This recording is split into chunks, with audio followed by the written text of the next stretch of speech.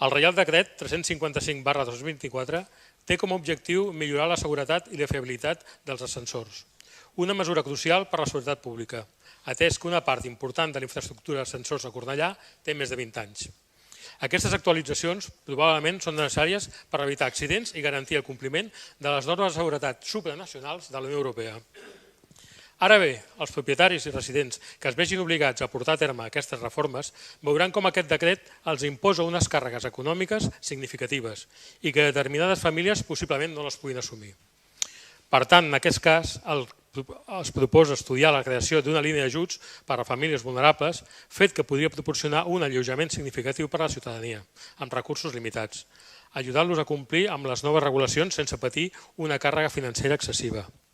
Alhora es proposa aquest estudi dels ajuts a diverses administracions, quan en principi aquests ajuts haurien de sorgir de l'administració impulsora de la normativa.